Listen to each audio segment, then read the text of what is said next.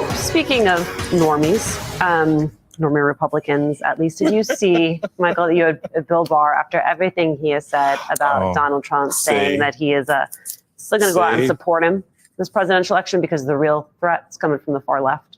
See, Alicia, you had to see, I was doing just fine until you had to go and do that. So y'all need to understand, and because Simone and I, we may differ on some things, but we are in agreement here. Don't believe this crap coming out of these folks' mouths when they're sitting up there talking about how bad Donald Trump is, because that's not the bar. That's not the bar. The bar, the test is the next question. So who you voting for come November? Because you cannot say something or someone is an existential threat to you and to the country you supposedly believe and love and live in. And then in the next breath go, but I'm going to back the person who is the threat to that very thing that I love and believe in. So, just don't even pretend anymore here. There are a lot of folks out there like that. The test in this election is not, oh, I don't like Donald Trump. It's the next question. Who you voting for? Because that's where the truth is really going to lie. And it's not, again, that's why all this widespread praise, not here on this network, but some people have taken it overboard with Speaker Johnson and all the things that transpired because of the vote yesterday.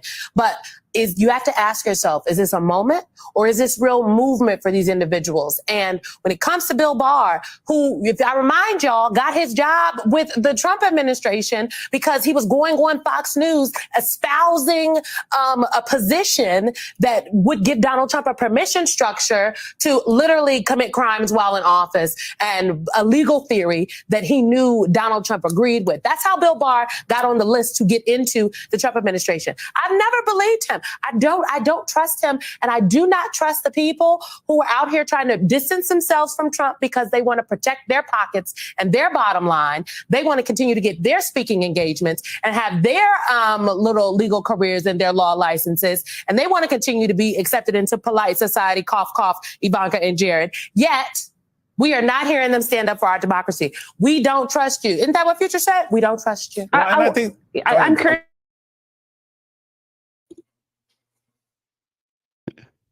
Simone is quoting Future. Welcome to the National Newspaper Publishers Association's Let It Be Known.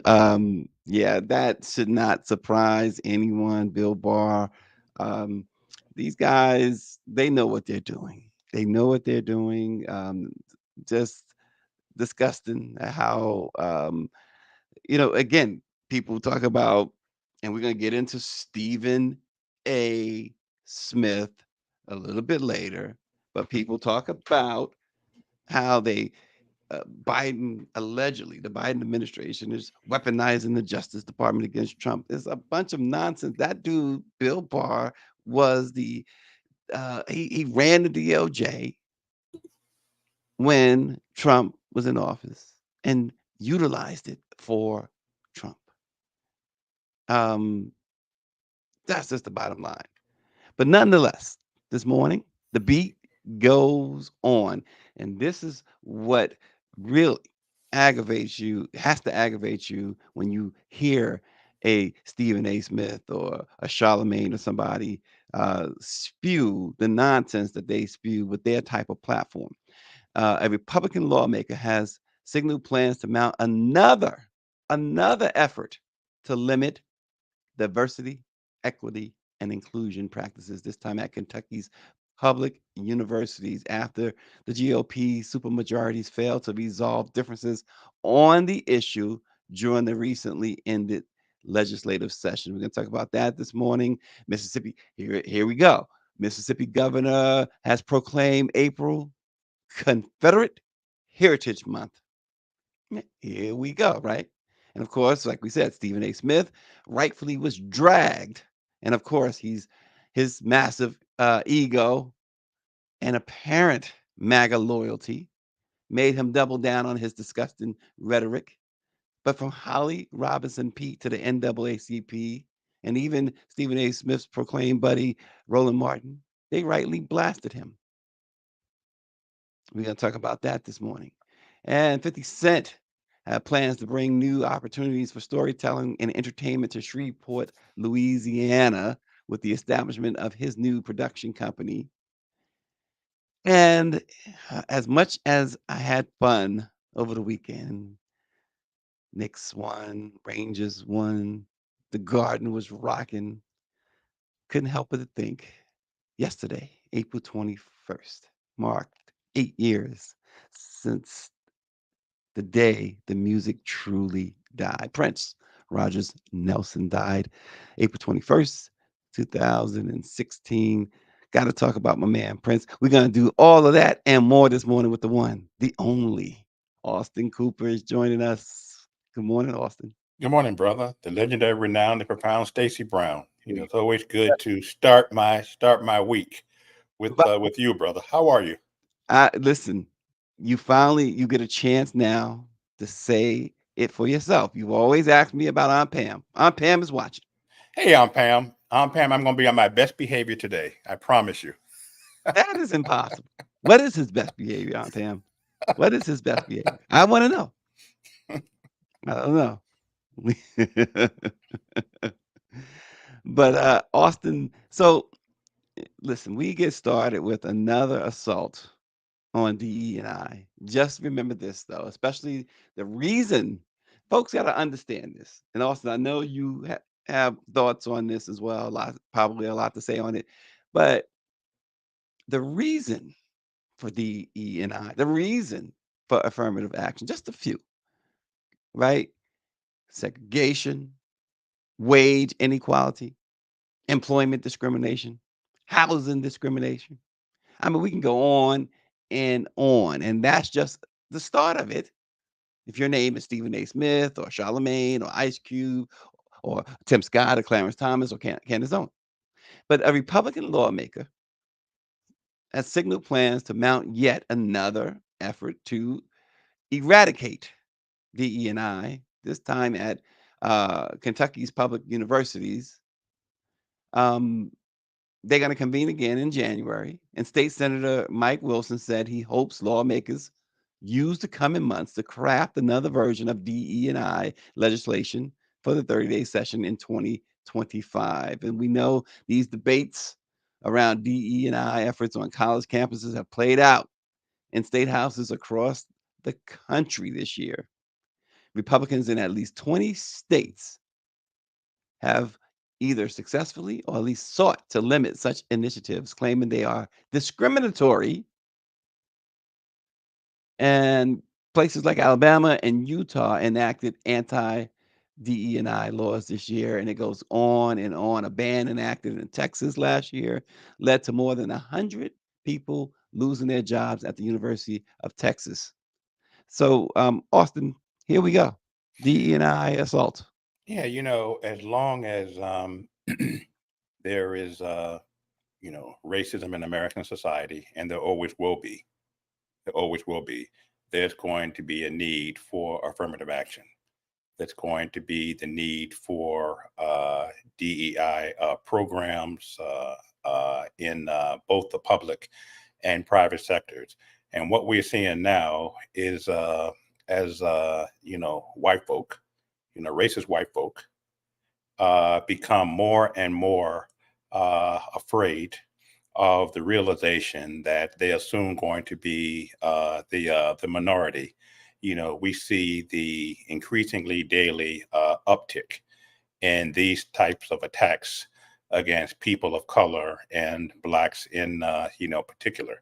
Some of these same folks have been silent for years when it came to racism against us, but now that they view themselves as under threat, and it's disgraceful. And look, as long as a person has white skin, he or she is going to be at an advantage in our society. If you look at you go to a hospital in Harlem or a hospital in Jackson, Mississippi, and go to the newborn ward and look at two babies, a black baby, a white baby. Parents, same economic, social backgrounds, same incomes, that white baby still has a better chance of advancing, of succeeding in America than does that the black baby. And this is again a reminder, and I always circle back, Stacey, if I may, to the importance of voting, not only at the federal level, but the state level, but also at the local levels of government, because our blackness is consistently under attack at all three levels of government. Well, Democratic Governor Andy Beshear, of course, denounced those efforts. But the problem is that they have a supermajority there in Kentucky that can override any veto of the governor, and that is that's an issue. That's an absolute issue. And so, And the only way to unless change, and the only way to change that is for folks, folks to get out and to make folks who share our belief, who are representing our interests, that super majority, to give the governor the political cushion and the political cover that he needs. I guess in this instance, I don't know much about him, to do to do the right thing. We need to have super majorities at the councils. We need to have super majorities at the state legislatures, and we certainly need to have super majorities in the House and Congress, and especially in the White House. But I hear what you're saying. it's the thing about it is we see where things are going and have been going for a while now, and now with it being an election year, especially this last year and this year, they've ramped up what is now not just rhetoric, what is now not just dog whistles. They are coming for all, not some, but all people of color, including Yes, yes, including yes. those who want to put the black face on, including those who want to dance the jig, including those who want to align themselves with uh, the white supremacists. hmm They are not safe. They may think they are, but they are not. hmm Um, I'm, re- I'm thinking of. I saw this for the first time. I'd never seen this before. Over the weekend, a video of the late great Richard Pryor talking about the efforts of those in the civil rights movement, and he talked about how essentially there are many, including himself, who he recognized as he put himself in this bracket as, too scared or cowards when he realized what they were doing hmm day in and hmm day out. hmm And it brought him to tears. I had never seen that video Wow, I've before. never seen that. And he really went in on how in Mississippi in particular, um, how these folks with the civil rights activists would Medgar get Evers. together. Yeah, Yes. And yeah, they would yeah. get together. He said just meeting was dangerous. Yes, And yes, yes. he said he realized that, and the tears start um coming out of coming down, and he had to wipe his tears. I mean, let's just look at a part of it. I think we have a part of that video now. Let's just look at, I mean, have the video. I think let's look at just a little bit of it, and you can get a better idea of what I'm trying to describe with Richard Pryor. Alabama, Georgia. I was too scared to sit in the church at night and plan meetings. I was too frightened to be a part of that. But if it wasn't for you people who were down there and did that, believe me, I know in my heart that I wouldn't be here today.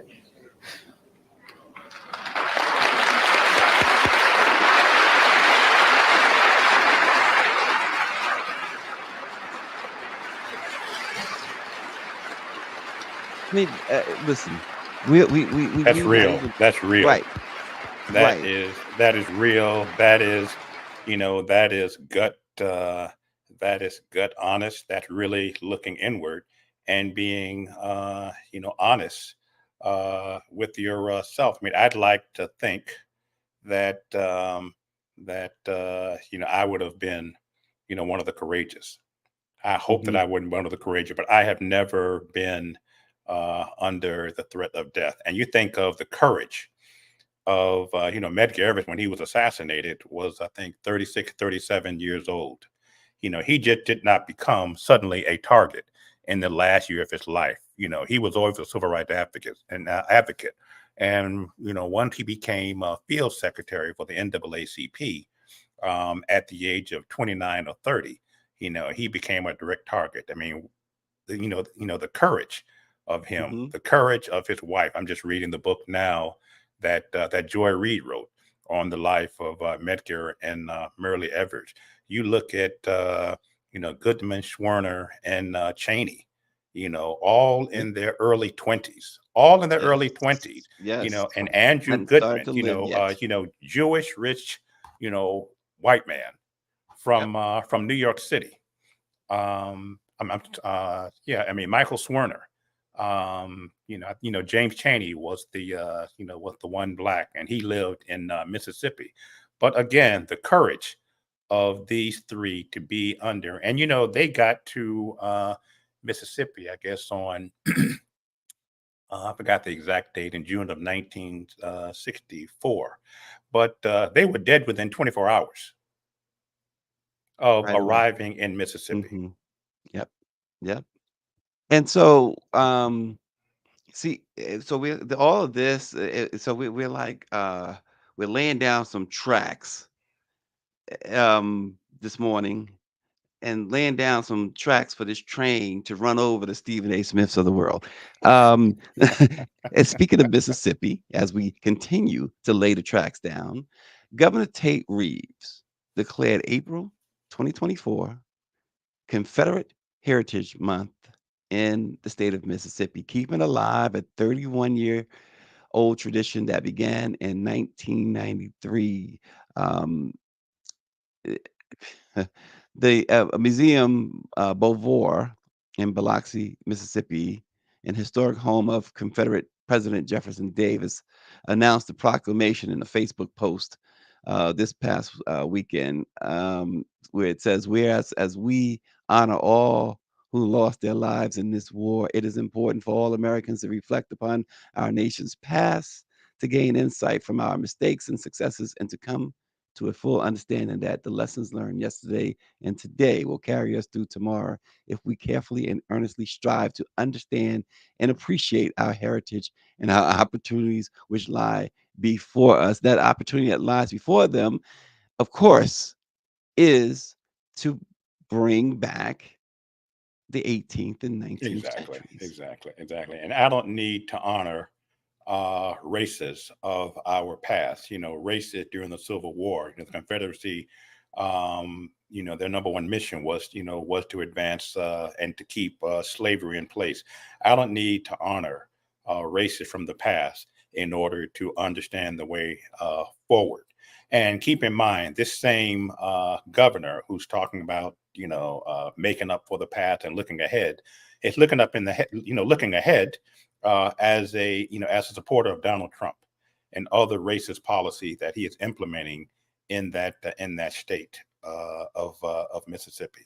And Yeah, this I mean, museum, and why is it that is always black folk who are expected to sit back and to accept this kind of nonsense?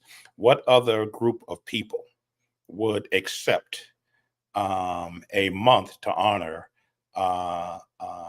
previous efforts that were meant to it's like degrade setting them? aside a month to honor Hitler. Exactly, exactly. Jews rightfully wouldn't stand for that, and blacks shouldn't rightfully stand for that. It is an important part of history. What Adolf Hitler did is a part of history, but it should be kept as history. It does not need to be relitigated every year with a month of such recognition. By doing this nonsense, all Governor Reeves is doing is sowing the seeds for future generations of racism. The Confederacy is indeed a part of American history. The flags should be shown in museums, not in on anybody's homes, or a flagpole like the American flag, not at the state capitol or anything like that. But it is important to learn your history in context. Oh, and here's the other part of it. That museum that honors the Confederacy gets $100,000 a year from the state of Mississippi Yes, yes, yes, for yes, yes. development and maintenance. How much money are they giving the Civil Rights Museum in Jackson? Right. Right. Absolutely nothing. Not the state. Yeah, yeah. What, if So, anything, are they doing for the upkeep of Medgar Evers' home? I mean, I'm not certain. I may be speaking out of line here, but I know that I thought it was a part of the Smithsonian, but I could very well be wrong. But I do know that it is a popular tourist site, and it's being maintained by someone. But I'd be very surprised and pleasantly surprised to hear that the state of Mississippi is investing $100,000 for the upkeep of that Civil Rights Museum. right. Absolutely. And so that what's going on in Kentucky, what's going on in Mississippi, what's going on everywhere brings us, the tracks have been laid. It brings us to Stephen A. Smith, or as someone wrote on social media, uh, Stephen from the Django Unchained, or Stephen as in Fetch It. Rightfully so. Rightfully. And Stephen A. Smith is a very, very intelligent man. Very intelligent. Can't take that away from him. Of course, at time, I mean, his knowledge of sports is off the hook, and as some people say, he should stick to sports. But even that, at his ultra gigantic ego gets in the way. But the great thing that happened after his unbelievably stupid proclamation about black folks in Donald Trump, is that everyone came for him. Amisha Cross, for instance, says some of y'all will really say and do anything to trend and to Hmm. turn a Hmm. buck. She says this is Hmm. so wrong. It also belies the depths of inequities in our criminal justice system that impact blacks at the highest rates. It's like Gayle King with her horrific Dawn Staley interview. Um, think about this. Dawn Staley, and this is not switching subjects. I'm going to stay on track here, but this is an example of just how ridiculous some with platforms, black folks I'm talking about, get. Dawn Staley celebrating national championship, celebrating the success that no other coach, black or white, has had. Achieved. And Gayle King, during the interview, says to her, "Well, I was rooting for Iowa." So Stephanie Mills, we love Stephanie Mills for a lot of reasons, but one of the reasons is that Stephanie Mills is 1,000% gonna back black, right? So she took her to task on Twitter or X. Um, she goes on to say how um, Dawn Staley just accomplished something no other coach, white nor black, have, and yet Gail says to her that she was rooting for Iowa to beat South Carolina. She says the media in this country, this is Stephanie Mills talking, shapes our opinions about people rather we recognize it or not. It happens. For instance, we heard many headlines, stories, and images of Caitlin Clark. On the other hand, how many stories and headlines did we see or hear about Dawn Staley prior to her victory and even after her victory? Barely. Though the ability to choose who to cheer for is certainly subjective, as a black woman, Stephanie says, I just find it ironic that a black woman, Dawn Staley, made history, yet another black woman, Gayle King, would publicly admit that she was rooting for the opposing team. When do we stand in solidarity? Is the thought that comes to my mind. And then there's another user on Twitter who wrote this about Stephen A. Smith. Says Stephen A. Smith doesn't speak for the black community. Charlemagne does not speak for the Black community. They have made it to their respective positions, and now instead of fighting to uplift the community, they get high on being white adjacent. Their messaging is anti-Black and pro-white supremacy. The only difference between what Stephen and Charlemagne do to what the likes of Tim Scott does is that they are more dangerous. And of course, we know what triggered all of this. Stephen A. Smith, one post that he put up, he says that they can't beat Donald Trump at the polls, so they're prosecuting him, which is on his face is false because Biden did beat Trump at the polls. Exactly. 2020. Exactly. In 2020. And then And some would also say again in 2022 when we kept the maintained. Yeah. So really twice. Really twice. Because all this talk about this red wave in 2022, it turned out to be a blue tsunami. Exactly. And Stephen A. Smith then goes on to say that Black people, Trump told the truth. Black people do relate because of the criminal situation. And of course, then he goes on to say, oh, y'all people are wrong. Y'all coming at me, blah, blah, blah. And then he says pretty much the same thing. Denying he said it while saying the same thing. Denying that or saying that it was taken out of context. It was not taken out of context. And who did he learn that trick from? Right. Who's the master at that? Some on social media telling Stephen A. to stay off the weed. The NAACP came out and deemed it blasphemous. Stephen A. Smith's his rant. NAACP called it blasphemous. Good. This guy, to get on there and say to basically back Trump and his speech that he gave to, you remember that speech where Trump said Blacks can relate to him because of his criminal. It was he was talking to white folks. There was no Black folks in the audience. Nope. And Angela Collins says, "Don't blame the weed." Right. Exactly. This is who he is. This Smith is what he believes. Right. This is what he believes.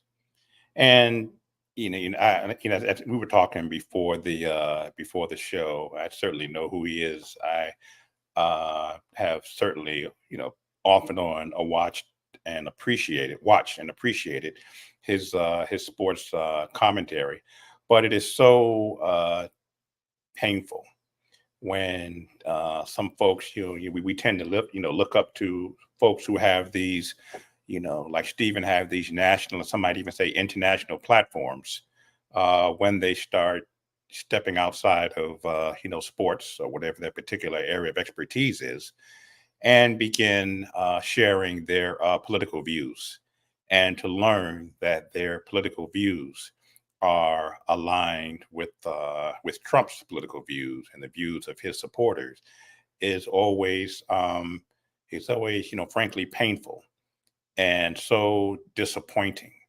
to accept. So when he goes around the country, talking to Black folk, and if he's encouraging them to register and vote, we now know who he's he wants them to vote for. Or he may very well tell them to, if not, no need for you to vote. Don't vote for Biden. Either or are damaging to the Biden ticket and helpful to the Trump cause. So I'm glad the NAACP rightfully condemned him. And that, who was it? Angela, you just mentioned don't blame the weed. This is who he. Yeah, this is who he is. Yeah. It is who he is for sure. I think Greer's going to play an audio. Was that an audio? Well, nonetheless, here's what he said. He says, "Dare I say something that might be termed the most uncomfortable thing that I've ever had to articulate out of my mouth from a political perspective." And that's where he goes wrong anyway. Stay in your lane, Stephen A. He says, but I got to tell you something. As much as people may have been abhorred by Donald Trump's statements But I got weeks to ago, tell you something. As much as people may have been abhorred by Donald Trump's statement weeks ago, talking about how black folks, he's hearing that black folks find him relatable because what he's going through is similar to what black Americans have gone through. He wasn't lying. He was telling the truth. When you see the law enforcement, the court system, and everything else being exercised against him, it is something that black folks throughout this nation can relate to with some of our historic, it is so hard to iconic hear figures. that. We've seen that happen throughout society. So no matter what race, what ethnicity you may emanate from, we relate to you when you're suffering like that because we know we have. Well, how's he suffering, Stephen A? Exactly. How is he suffering? Exactly. This guy, you would be suffering. He would be suffering. You and I would be suffering. Our viewers would be suffering. Let me tell you it's something. Nonsense. The judge gave him Wednesdays off so he can campaign. There's no, so every Wednesday of this trial, there will be no proceedings. What would happen to us, Stacey? What would happen to Stephen if he was in court and was unhappy with the proceeding for whatever reason, rightfully or wrongly, and he went on social media and attacked the judge's wife, attacked the judge, attacked the judge's children after a warning? Stephen wouldn't even be given any warnings. But here's the thing, and you're talking about what's currently going on. The gag orders, he continues to violate. But what about what got him there? This is the problem with Stephen A. Smith. What got that man 88 felony charges is because he appears to have committed major crimes. And people forget. Like I had a guy say on my tweet at me, because one of my profile pictures has me shaking hands with the president, right? And I realize how that can be misconstrued, right? As far as people, oh, you might support him. No, you get a chance to meet the president. I got pictures of me and Bill Clinton, Obama, right? George Bush. I don't support no one. Do you? But here, I understand how it could be misconstrued. But guy tweets to me, oh, you have a photo of a guy responsible for the crime bill. First and foremost, while Senator Joe Biden pushed that crime bill, so did the Congressional Black Caucus. So did just about every Black preacher, pastor, clergyman in the country. So did many Black folks, because they didn't know what else to do. They thought it was the right thing to do. But okay, let's most have admitted they were wrong. Bill Clinton had admitted he could have gone in that they were wrong. But many members of the caucus. Yep. But grant them that. So you're going to hold that against Joe Biden. That's your right. But what about, we could go into the whataboutisms all day when it comes to Donald Trump. I mean, Central Park exonerated 5. Even after exoneration, he still wants to hang them. Yep. How many people lost their lives because of the way he ignored COVID?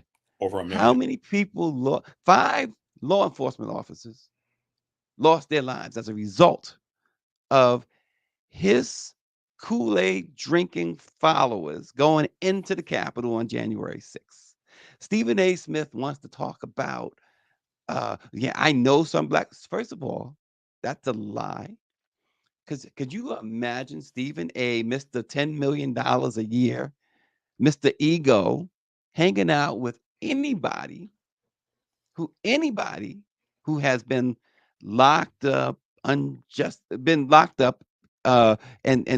feels that, oh, Trump is getting the same type of raw deal that we got? No, Stephen wouldn't hang out with those type of people, so he's lying. He wouldn't hang out with those type of people. He's too big an ego. Absolutely. He's too uppity for that. He's not going to do that. Yeah. And time again, Donald Trump, because of his whiteness, because of his status as an ex-president, it's given more rope. I'm hoping that this judge, Merchant, will finally rein him in and put his you-know-what in, behind bars for however long if he breaks another gag order. Folks are, so afraid of, what's going to happen if an ex-American president goes to prison. America has survived a civil war. We've survived World War I, World War II, Korean War, Vietnam War. We've still struggling, but have survived the civil rights movement. We survived an insurrection by an American president. We'll be fine. Had Richard Nixon not been pardoned and gone to jail in 1974, America would have been fine. Countries around the world jail presidents for wrongdoing all the time. With all that privilege Trump has, Yes, you're gonna sit there and bemoan the fact that he's being held accountable with all that privilege. Jeff Pearlman, a sports writer, says you don't. This is what he said in response to Stephen A. Smith. You don't always have to play the expert on everything. You just don't. He says going on Fox News and supporting Trump doesn't make you sound grand and open-minded. It makes you sound uninformed and oddly anxious to please. And we know the only kind of black that Sean Hannity is going to call on is a Stephen A. Smith kind of black. He's not going to call on Dr. Chavis or any of the other civil rights giants to be on his program. And Mike V says a young black man by the name of Khalifa Browder was held in Rikers Island for a crime he never committed and suffered at the hands of the same system. Where was Stephen A. and Trump to speak on it? The NAACP wrote on their official X account, relatable, because Stephen A. says Trump is relatable to black folks because of his trials. Relatable? Show of hands. Anyone in your black family, this is what the NAACP wrote, in your black family have 88 felony charges pending, filed for bankruptcy 6 times, made an attempt to overthrow a presidential election and democracy, and still have the ability to fall asleep in court and dream of being president of the United States. They put hashtag blasphemous. Exactly. Good for the NAACP. Well stated. Well stated. Very good. Very good. And think about it. When Nixon, as Greer points out, the only reason why he wasn't charged while in office was because of what the DOJ decided. She says it wasn't even decided by a judge. Yep. So all of this privilege, no, black folks can't relate to it, Stephen A. No. They cannot in any way relate to it. We talked, we had a big show on Friday talking about the trial of the century, O.J. Simpson. And, it cost O.J., whether you think he's guilty or not. And, it wasn't about, the show program was not about guilt or innocence. At this point, it doesn't even matter, right? But O.J. spent $6.5 million. But that still pales in comparison to about the $10 million spent by the prosecution. They have such resources. Exactly. And they generally use those resources, or they use them the most, it seems, when it comes to black defendants. I remember watching the OJ trial, as we all did, and I don't think I had honestly ever heard of DNA evidence and all of that until the OJ trials. And I say, wow, he must be paying these guys, and he was, a pretty serious amount of money for them to have the resources to really, dig in and to compete on a level playing field with the LA County District Attorney's Office. And then, as you all pointed out, he also had the advantage of the charismatic Johnny Cochran leading his team. But how many of us have those kinds of resources? I've always point out to the trial of Dr. William Kennedy Smith, of the famed Kennedy clan, who was accused by several women of rape, but found innocent. Again, Kennedy had Kennedy money to do DNA and all of that, and right or wrongly, he was found not guilty. But the average you and me, the average viewer, we don't have those kinds of resources. Many of us, unfortunately, are relying on court-appointed attorneys to defend us, and court-appointed attorneys who are wrestling 40 and 50 cases at one time. So how much attention are they really paying to your particular case that could put you in jail for a significant amount of time and perhaps for the rest of your life? And did Trump, again, I go back to his supporters, and one that comes to mind all the time is the black guy who owned the chicken franchise, who died of COVID at Trump's rally. What is it? Shoot, I can't think of his name. Cain. Yes, Herman Cain. Herman Cain. Right. He doesn't. You support him, he could care less about you. The guy set himself on fire the other day, killed himself outside of. Has he even mentioned? And that's where I was going. Yeah, I mean, yeah, I went on every couple of days. I will go on to Truth Social just to see for myself, the nonsense that he is posting. And since this man set himself on fire, I guess it happened on Thursday, I'm not aware that Trump has uttered a word. His rally in North Carolina was canceled on Saturday due to inclement weather. But had that rally taken place, Trump would not have uttered that man's name. He doesn't care. A statement from his camp to say, condolences, nothing. Right. Mental health, anything about mental health or anything. I mean, it's just people follow this man, and I don't know that this guy. There was some who said he was a Bernie Sanders guy for some odd reason. Well, I don't know why he would be there, but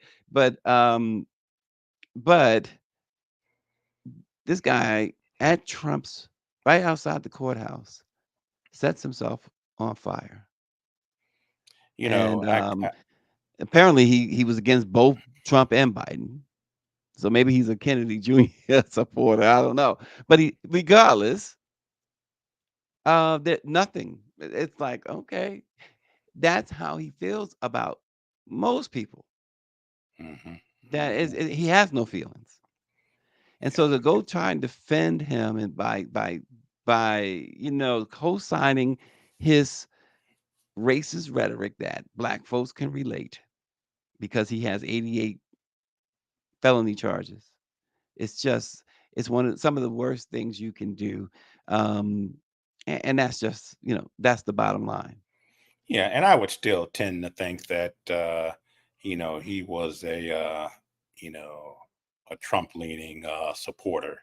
Whenever you get caught up in all that, conspiracy, nonsensical thinking, I think it's safe to assume that he was, a Trump supporter, looking for attention. He got attention. He could have done this nonsense, and certainly he's mentally ill, but he could have done this nonsense in St. Petersburg, Florida.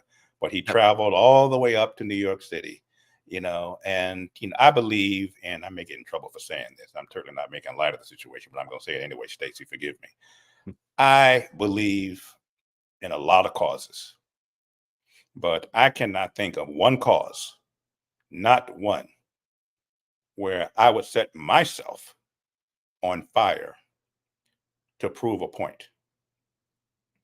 To douse yourself in gasoline and to light a match. When I first heard about this, I just thought that maybe he kind of was partially burned, and people ran and jumped over, put him out. No, this man was engulfed in flames. Yes. The reaction. I mean, look at the image here. CNN reporter. Yeah. Was just wow. Is this really happening? She says, you could smell his human flesh burning. Yes. It was just so startling, so unsettling. But Mhm. this is the cult Yes. of Donald Trump. Yes. This is Yes. the Yes. cult of Donald Trump. And people want to say they want. I saw something else too, real quick. You never know how true these things are or how overblown they may be. I think it was either MSNBC. I think it was one of they had on the headline on their website, college students are disappointed in Biden and they're not going to support him. And I'm thinking, here's a man that has forgiven tens of billions of dollars in student loan debt. Would be so much more if the Supreme Court, if the conservatives, the Republicans would not have blocked him. Hmm. What are you upset with him about? Yeah. Yeah. Yeah. What could you possibly be upset with him about? He's trying to make it so you can go to school for free. Make it so that you Hmm. don't have Hmm. any debt at all. Yep. If you didn't go to school for free, guess what? You got a fresh start because I have cleared your debt. So that money you putting towards you've been paying off on these high interest student loans that have for That so never many of our ends for students that many. never end. Now you can put those resources toward cleaning debt and becoming a I saw homeowner some I or saw whatever somebody you said want to do. they took out $80,000 student loan debt some years ago, and now they owe about 300 something thousand dollars. Yeah. Yeah. Because of the interest. The interest is Right. crazy on these loans. Unbelievable. So when you have the Stephen A. Smiths of the world and the Charlemagnes of the world, why don't they talk about stuff like that? Why don't they talk about how this administration has done wonders for HBCUs, more Hmm. funding for HBCUs, and as somebody mentioned too earlier, and I want to go back to that comment. I want to say it might have been Mike V. Um, about HBCUs. Yeah, it was. He says Biden Harris Chips and Science Act will funnel hundreds of millions of dollars into HBCUs and PBIs for workforce development and research and development for these emerging industries. Let's talk about that. How about finding space for that? And if you find something else wrong, say it. But find space for things like that. They have such the problem we have with them, they have such a huge platform to intentionally spew, trying to get clicks, misinformation, dangerous information.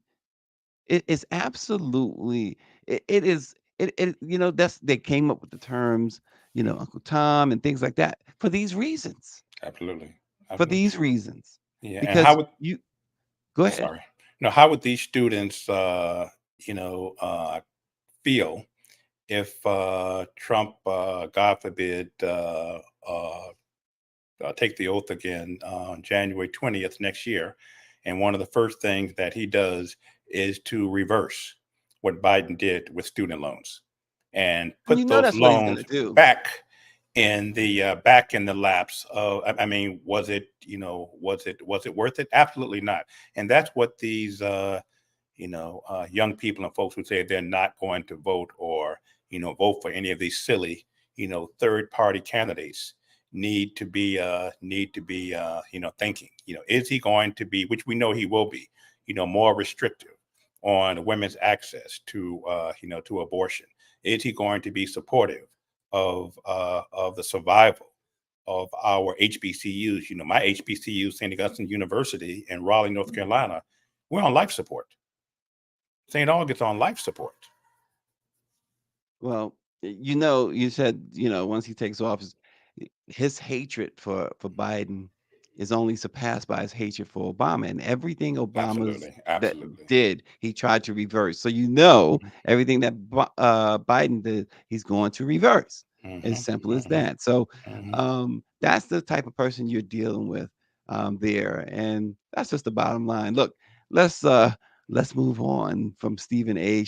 And his shenanigans to something positive. And 50 Cent, Curtis Jackson, is bringing new opportunities for storytelling and entertainment to Shreveport, Louisiana, with the establishment of his new production company. He's bringing G Unit Studios to Shreveport, and as they said, it's not just a business decision; it's a commitment to fostering talent, creating opportunities, and building a community that thrives through creativity and innovation. 50 Cent said we see Shreveport as a beacon of inspiration Good, and good. creativities. He unveiled the G Unit Studios, which is an extension of his primary G Unit film and television production company. And the one thing about this guy is that he, like him or not, he does create jobs for people of color. He has And for that, consistently done that. yep, for that he should be recognized and thanked and always lauded, and he should be an example to other successful blacks to identify a community, adopt a community, and to give back. I mean, how many jobs, local jobs, is he going to create with this studio? Hopefully he's partnering with a local community college or HBCU, and it's going to be establishing classes for acting for folks who want to go into the entertainment industry or music. So this is Right. great news. Great news. It really is. It really is great news. And for Power 96, I'll tell you what else is great news for Power 96. He had to send me. He DM'd me over the weekend. I know it kills him that the Knicks absolutely manhandled the Sixers on Saturday as I sat in a packed Madison Square Garden, the world's most famous arena, with my brother Monty. We had a absolute ball watching and here's the thing. The guy who should be MVP, even though they, see this hatred of the Knicks. This hatred of the Knicks didn't allow Jalen Brunson to be MVP, but he didn't even have a good game. But that man, Josh, all the heart, helped to calibrate, and Deuce McBride. And I mean, this was a win that really sets up nicely for the rest of the series. Power 96 is being very, very quiet right now, as he should be. He should just be making his crawfish and preparing for my arrival in Louisiana so he can pay up the crawfish. He said he told me it was like 3 pounds of crawfish or 30 pounds of crawfish or Wow. whatever. And look, there he is. He says, play your What'd he lottery say? numbers. The Knicks won a game.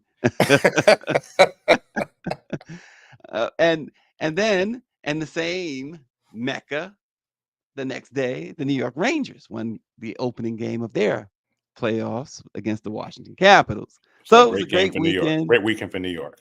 It's a great weekend, period. Until yesterday, I realized it was very solemn anniversary yesterday.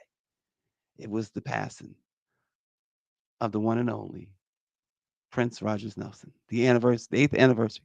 Wow. And Prince, I remember, Austin, the day Prince died. I remember being at my computer in my office. And I remember the news flash that, there's something going on at Paisley Park. I was like, okay, what's happening at Paisley Park?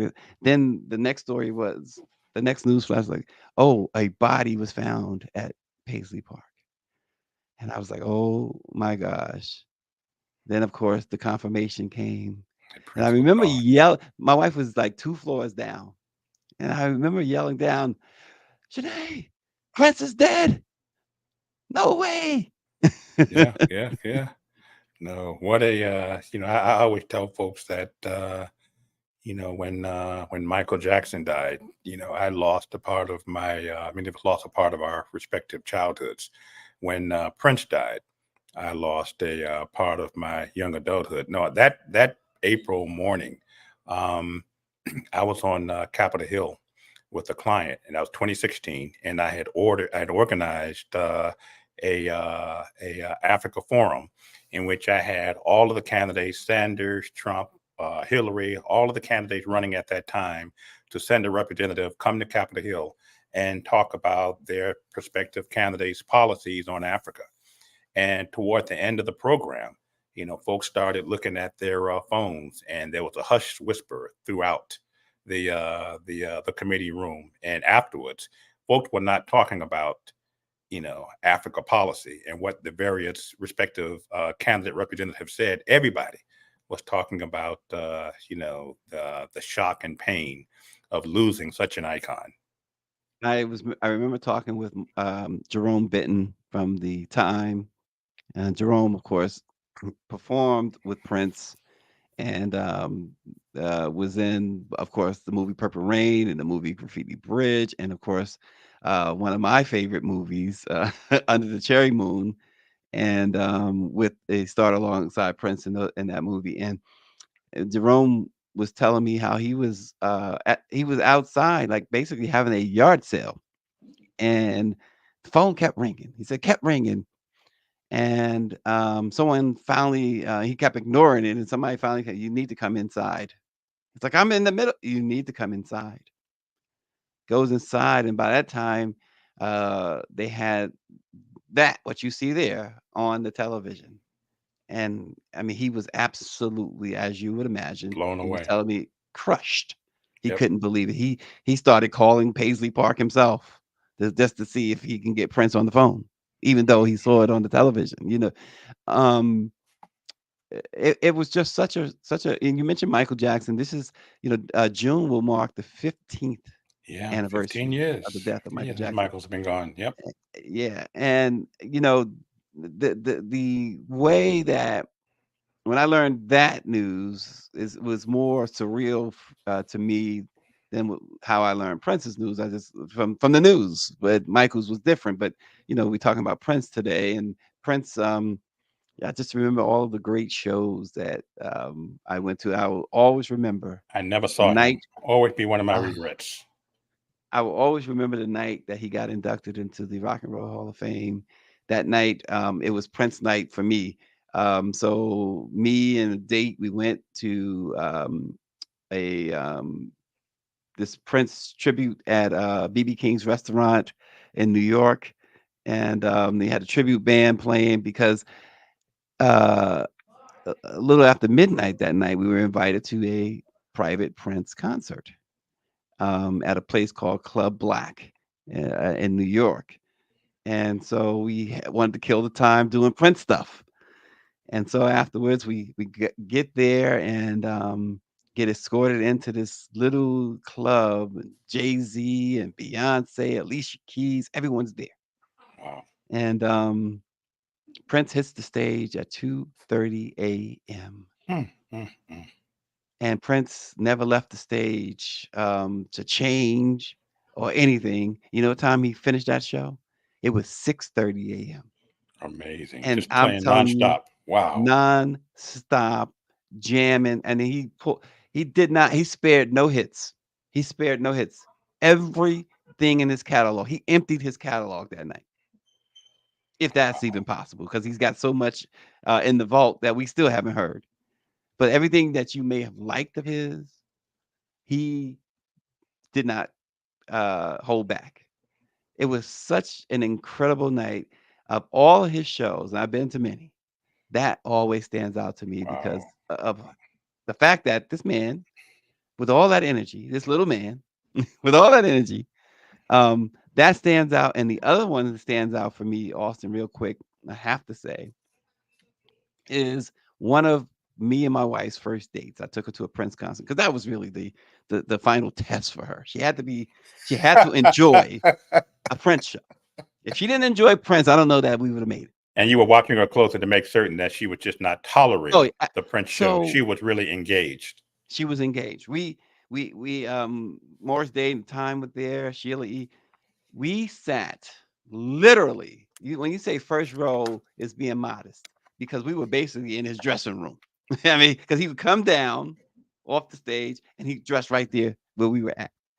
And one of the things that struck me at the time was like telling my wife she's about his height. I was like, y'all could be brother and sister.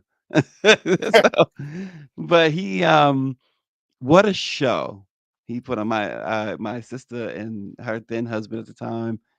We took them along as well. We had such a amazing time watching Prince and his musicology tour in 2004.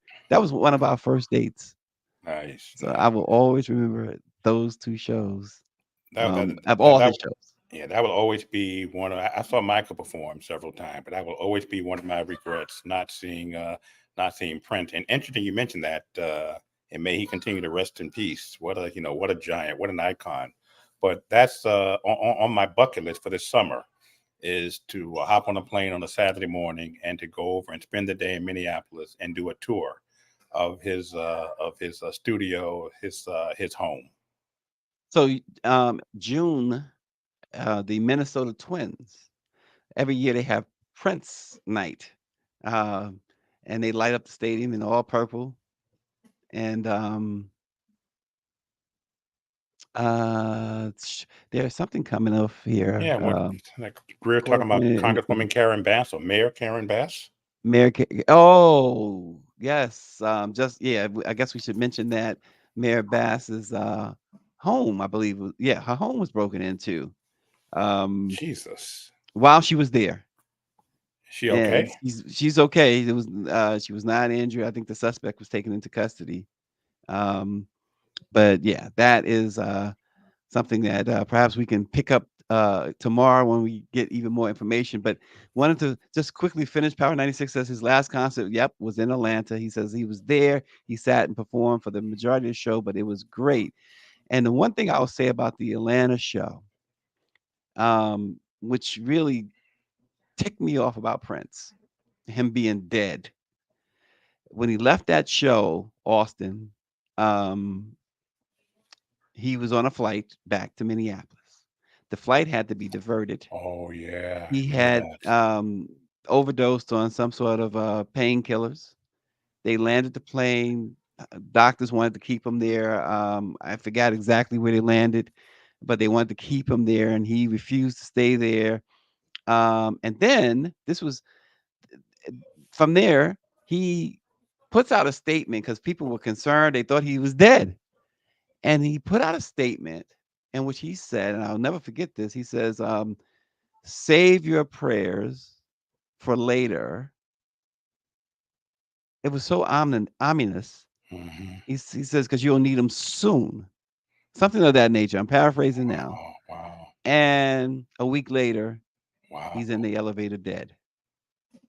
And I'm thinking, you know what? Wow.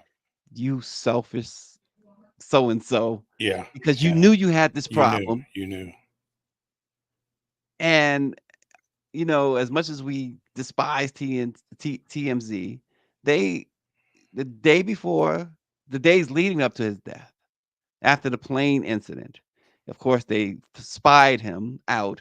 They showed him at a pharmacy or something, right? Yeah. At a pharmacy, a Walgreens pharmacy. He's pacing nervously, waiting for whomever he sent in there to get him his prescription. Then they show him, they get the footage from his doctor's office in which he is going, and you knew he was in trouble at that point. Going into, you saw it. And then they show another piece of footage, him riding the bike at Paisley Park by himself outside. It's like the sun had come up, just had come up. Mm-hmm. And so you knew he understood that he needed help. Mm-hmm. And they were flying in a doctor from San Francisco the morning of his death. An addiction specialist. And you just it was so unnerving. It just, you know, I'm sure his loved ones had to have been really upset with him. Yeah, I was just about to say this doctor was probably like a Conrad Murray, one of those doctors who are not going to be. The doctor was not linked to his death, but you're right. This is what I was thinking. Absolutely. Although when we talk about Michael in a couple of months, that's a whole nother. Yep. I don't blame Conrad Murray the way other people. Now to take Conrad Murray was doing something dreadfully wrong. Did he want Michael dead? Absolutely not. Absolutely not. But he gave Michael what he wanted, and this doctor was giving Prince Right. what he wanted. So they, Right. you know, so And so all this- of them were breaking the law. Exactly, All those exactly, doctors were breaking the exactly. law because what For they money. were doing was giving them prescriptions in other people's names, Absolutely. which is a no-no. hmm But the fact that goodness grief, he says Southbound 3000 says, how can you get help when you have all yes men? And that is a major Yes, problem. exactly. That is a major Right on problem. point. Right on point. Yeah. But we will. But here's the thing. Let's leave with this: the two of the greatest Super Bowl halftime performances ever was by these two men that we talked about just now: Michael Gone too Jackson in soon. 1993 and Prince.